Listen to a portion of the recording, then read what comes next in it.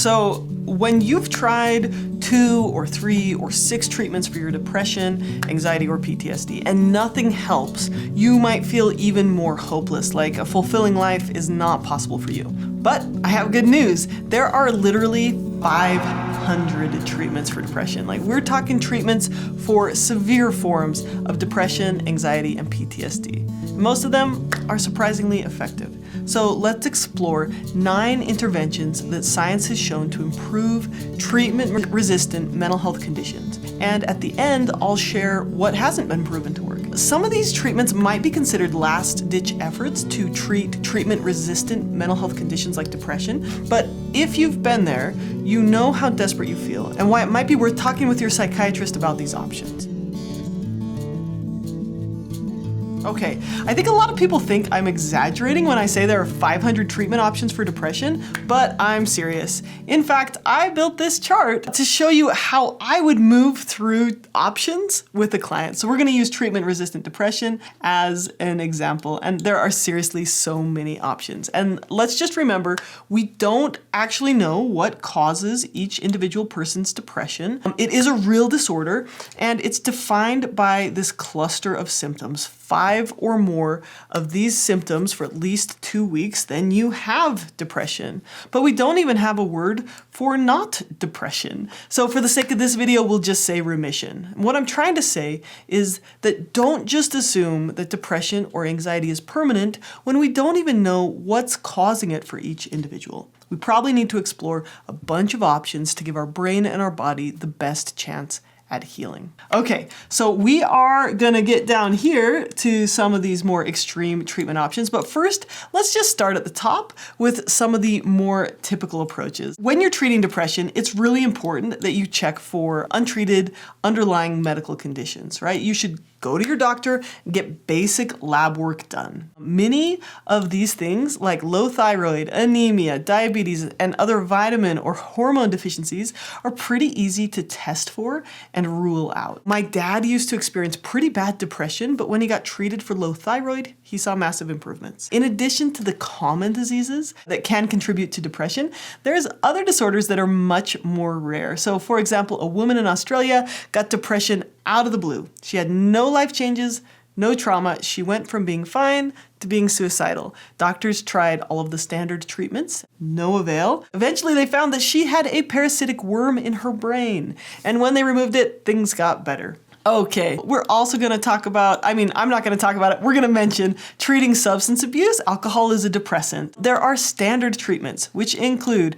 therapy, medication, and there are lifestyle changes, which include learning new skills. This is what you'll do in therapy. There's a ton of new skills you can learn. Exercise, diet, sleep, leaving toxic environments like abusive environments or super stressful work environments. There's a couple different treatment approaches when it comes to changing your diet. And when it comes to improving your sleep, a lot of people feel like, well, I tried to sleep better, but I don't sleep good.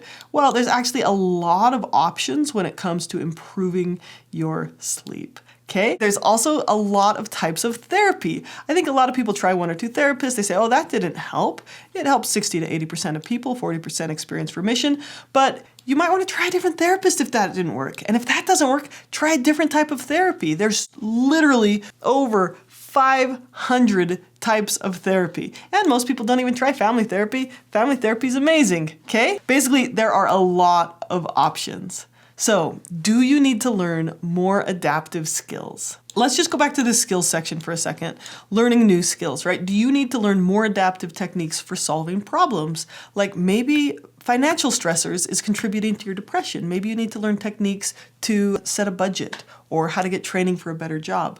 Or maybe you need to learn skills on how to improve relationships. I literally have dozens of videos to help you grow your mental health skills. If you have a sense for a skill you're lacking, you could check out my playlists or my courses to get started learning those skills. Okay, so there's just like a ton of options here, including supplements. These have mixed evidence, 500 therapy types, medications. Usually they try an SSRI to begin with. If that doesn't help, they'll increase the dose or try a different medication. And there's a lot of medication options. I find that, meditation and mindfulness helps some people. And I find one of the most powerful things that doesn't get talked about enough is finding purpose and meaning in life. There's a picture of Viktor Frankl just to remind ourselves that we can find happiness and purpose in any situation. He was in a concentration camp, and most of his family was killed in the Holocaust, and he found purpose and meaning despite those. Okay, so now we're going to jump into extreme treatment options. Let's go. Okay, so when none of all of these treatment options are working, right? All of these standard treatment options, and I consider them standard because they're generally a little bit lower cost and lower risk. So if you've tried all of these standard treatment options and nothing's working, I think one of the really important things to do is check and see, do you have an accurate diagnosis? And to get an accurate diagnosis, you might need to do psych testing, but it might not actually be depression. Like, is the underlying problem ADHD and you're not able to get your tasks done and that's making you stressed out and depressed? Do you actually have bipolar disorder, or are you experiencing grief? Or do you have anxiety? Is that a better diagnosis and a better treatment approach? Or is it burnout from work? So when we get a really accurate diagnosis, we can try different treatments and medications that are more effective for these situations. And I can give you one example. I was working with a client and I worked with him for a couple of years. And for the first year, I thought I was treating, he presented the symptoms of depression and some symptoms of PTSD. But after watching him for a year, I saw that twice a year, every year, he had a manic episode. One in the spring, one in the fall. And so it was a much better diagnosis to treat him for bipolar. And when they got him on the right bipolar medication, a lot of his depression symptoms improved. So that is important. And the way to find that out is usually psych testing, and sometimes insurance covers it. When it's not covered by insurance, it can be quite expensive, like $1,500. So that's the reason why a lot of people don't do psych testing. But one of the good things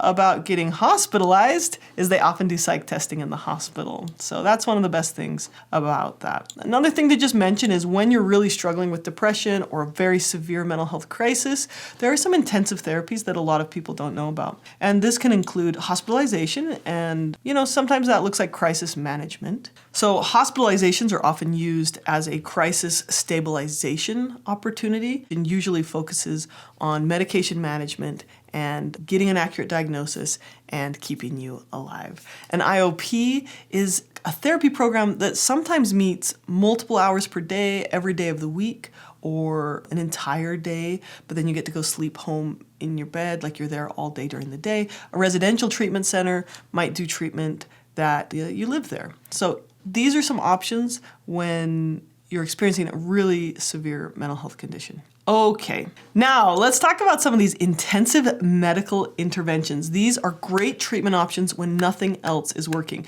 These are medical treatments that therapists like me don't provide. You would need to work with your psychiatrist or your medical care team to do them. And I'm just gonna tell you about them so that you can be informed when you talk with your doctor. So let's talk about ECT. This is electroconvulsive therapy. It involves getting a series of electrical pulses delivered into your brain while you're under general anesthesia. These pulses trigger a controlled seizure, which is thought to help reset the brain's neural activity. Typical course is 6 to 12 sessions spaced over a few weeks. And modern ECT techniques are really refined. They use lower electrical currents to minimize the side effects. And research shows that ECT can be really highly effective for severe depression.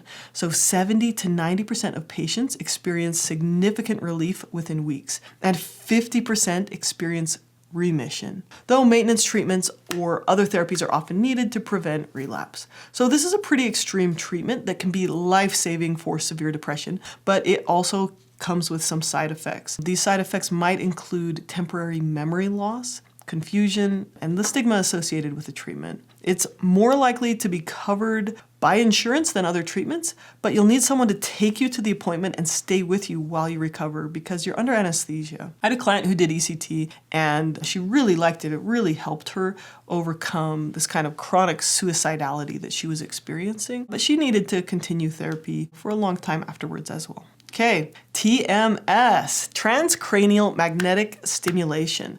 So during TMS, doctors are going to place a magnetic coil near the scalp to deliver magnetic pulses to specific brain areas involved in mood regulation. The treatment's done while you're awake, and it typically lasts like 20 to 40 minutes per session, but you do it 5 days a week for 4 to 6 weeks. So that's a lot of treatments, right? 20, 30 treatments. Studies suggest that TMS can be effective for treatment-resistant depression. Up to 50 to 60% of patients show improvement, and around a third see remission. It's less invasive than ECT, it doesn't require anesthesia, and it generally has a lot less side effects than ECT. You might feel like your scalp tingling, or you might get a headache. So it has less side effects. You can drive yourself right after, like you don't have to have someone take you to the hospital, you don't have to do anesthesia. So those are some of the benefits, but it tends to be less effective for severe or psychotic depression compared to ECT. And because you need treatment so frequently, 5 times a week for a while, that can be really inconvenient.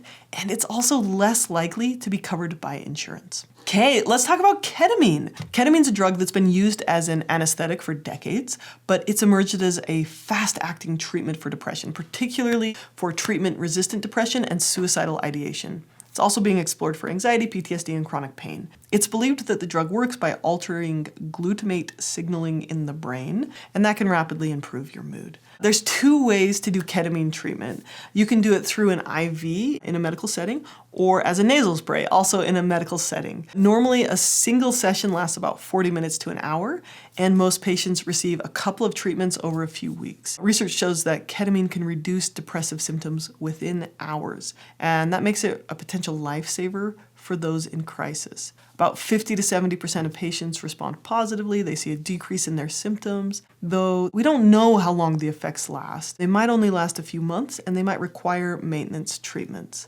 Now, the cons include that, ketamine is going to make you feel kind of dissociated. It's a little bit of a trip during the treatment. And there's also a potential for dependency. We really don't have enough data to know the long-term safety and effectiveness. And then also it's important to know that S-ketamine is used on label and it's FDA approved, but it's less effective than the IV therapy, which is being used off label. So your insurance might not cover the more effective form of treatment. I know, this is the US healthcare system is a mess. We can just leave it at that. So with ECT, TMS, and ketamine, these treatments seem to be like resetting the brain. They help erase old rigid neural pathways. One of the ways I've had this described to me is it's like if you have a ski slope and people have skied the same path the whole time and your skis get kind of caught in those ruts on the ski slope, it's hard to get out of those icy ruts of snow.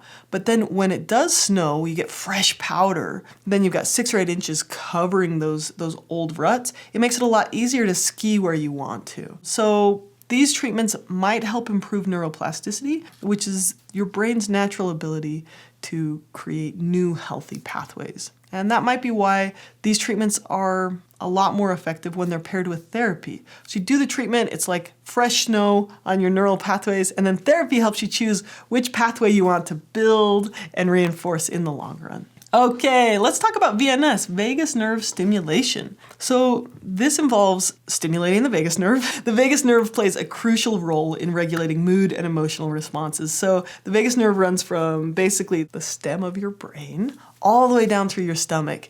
And they'll go in and they'll insert a surgically implanted device, but there's also some external vagus nerve stimulation methods. And this device, which they implant, sends electrical signals to the vagus nerve, which helps regulate your nervous system and helps regulate brain activity. VNS has been explored for treatment-resistant depression, anxiety disorders, and PTSD. One thing they notice is that results sometimes take months to years to show up, but 37 to 67% of patients do see improvement over time. This is generally considered safe, but like any surgery, it has its risks and some side effects. Sometimes people's voice might change or their throat might have some discomfort. VNS is usually just considered when other treatments haven't worked. It is FDA approved for the treatment of epilepsy and for treatment-resistant depression. Okay, so those are 4 intensive medical interventions that are FDA approved. Now we're going to move down into alternative treatments. These have limited evidence and they're not FDA approved. So let's talk about psilocybin. This is magic mushrooms. This is the active ingredient from magic mushrooms. It's being studied as a treatment for depression and anxiety, and it's been studied a lot actually in terminal illness when someone's in hospice or for sure going to die soon. It's also been studied in people with PTSD and substance abuse disorders. So you would take the drug under medical supervision in a controlled setting, often with guided support from a mental health provider to help you process the experience. The psychedelic effects, the trip, lasts 4 to 6 hours, and patients often report profound emotional or spiritual insights. They feel more at peace. They feel more connected with things. They feel like their life has more meaning. Emerging research shows that psilocybin can produce significant and lasting reductions in symptoms of depression and anxiety after just 1 or 2 sessions. And like the other treatments, it appears to help reorganize brain networks and promote emotional flexibility. The effects seem to last weeks to months, and like the others, it's best done in conjunction with therapy to help maintain those effects. The profound, often life-changing insights are a major pro, but psilocybin is not for everyone. The side effects can include intense emotional experiences or anxiety during the trip, and research shows that high or repeated doses can make psychosis or a psychotic break more likely. It's really important to have proper screening and support during the treatment to reduce its risks. This is not FDA approved, but it has been given the breakthrough therapy designation to allow for more research. So there's a few states that are doing active legal research and you can get treatment legally there, but it's illegal in most states in the United States. You can see that we're moving away from FDA approved treatments toward more experimental treatments. So let's talk about getting a lobotomy. Okay, just kidding. They don't do that anymore, thank goodness. Okay, we're gonna talk about some more fringe treatments though. They show some interesting anecdotal results, but I just don't think there's enough evidence to understand who they work for and why. So, okay, we'll talk about the stellate ganglion block next. An SGB involves injecting a local anesthetic near the stellate ganglion block. It's a collection of nerves in the neck, and this can help modulate the sympathetic nervous system. It's been explored as a treatment for PTSD and anxiety disorders, and emerging studies are showing promising results, but as usual, we don't have enough information. A 2023 study involving 285 patients reported significant reductions in anxiety symptoms following SGB treatments. So it's generally considered safe, it generally has minimal side effects, but like any medical procedure, there's risks, including potential complications from the injection. It's also worth noting that while many patients experience relief, the duration of symptom improvement can vary, and some people require multiple treatments. Okay, so by the way, exercise, good nutrition, sleep, and social connection have the best evidence behind them. So instead of doing that, let's insert poop into our guts. We're gonna be talking about fecal microbiota transplantation. So this is where you take poop from a healthy donor and you insert it into a recipient's GI tract to restore or to help their gut microbiome. So we know that the gut-brain axis, the communication network between the GI tract, your stomach, and your brain is really important. It plays a crucial role in mental health. And fecal transplants may influence this axis by altering gut microbiota composition. This might help with neurotransmitter production, immune function, and inflammation. All of these are connected to your mental health. Emerging research suggests, but does not, we don't have enough evidence as usual, that FMT may have potential benefits for certain mental health conditions, especially major depressive disorder and anxiety disorders. But as always, more research is needed. There were some interesting case studies when I researched this. One case report documented a woman who had serious major depressive disorder, and after fecal transplant, she had really improved symptoms for at least 4 weeks after treatment. I would say you probably should not do this on your own. But one lady did make a smoothie with her partner's poop and reported some pretty good results. Maybe she was inspired by Miss Hilly. Okay, speaking of eating things to relieve depression, I made a video on this, but long story short, treatments like intermittent fasting and a keto diet and possibly even weight loss drugs like Ozempic have shown some super promising early results for treating severe mental illness, including bipolar disorder, schizophrenia, and major depressive disorder. A medical keto diet is like 80 to 90% fats with very few carbs, and you should do it with a metabolically informed doctor. It can help stabilize your metabolism, which seems to really support brain health and brain stability. Research is just beginning for this emerging treatment, but it's certainly worth exploring. All right, we're moving down the row of like treatments that have less and less research behind them. So the next one is cold water immersion. So this is like Wim Hof stuff, right? You take ice baths, you do cold showers, you do open water swimming. Studies indicate that cold water immersion can elevate your mood and alleviate depressive symptoms. One case study reported that a woman with major depressive disorder experienced significant improvement after regular cold water swimming sessions, and she eventually got off all her meds and was symptom-free a year later. How does it work? Research suggests that cold exposure increases levels of neurotransmitters like norepinephrine and dopamine, and these are associated with improved mood and reduced anxiety. Regular exposure to cold water might also enhance the body's resilience to stress by decreasing cortisol levels. It might also stimulate that parasympathetic nervous system, which promotes relaxation and reducing stress. And lastly, it might help reduce inflammation. So, cold water immersion, it's promising. It's probably not safe for everyone. It can put stress on your heart, and you shouldn't do it alone. There was a case of a man who was doing cold water immersion by himself, and he drowned, okay? So there are risks to these, but if you're interested in trying it, talk with your doctor or your psychiatrist.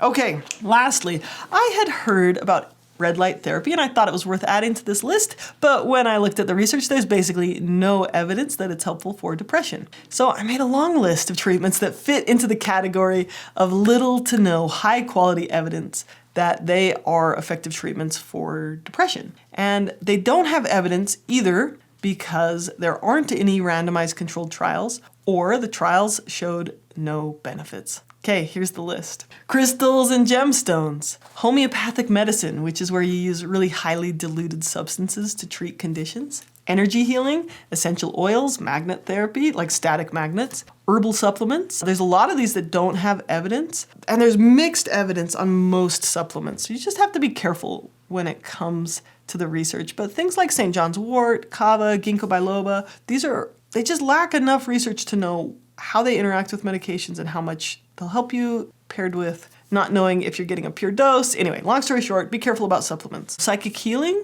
color therapy, negative ion therapy, and earthing or grounding. And now I'm not saying that these don't work. I'm saying there's not evidence that these work. So I would not recommend that you spend a lot of money on these treatments. Okay, so if you have treatment-resistant depression, there are a lot of options for you to try. So don't give up if you haven't found what works for you. A beautiful life where you feel empowered to pursue your goals and your dreams is possible. So keep exploring treatments for improving your mental health. Thank you for watching. Keep your head up and take care. Hey, if you found any part of this video helpful, I'd really appreciate it if you could give it a thumbs up or comment below what you found was helpful. Also, if you can think of someone who might benefit from this video, if you could share it, that'll help them. But all of these things help tell the algorithm that this content is helpful for people, and then they'll show it to more people who it can help. So really appreciate it. Thank you so much for being here. Take care.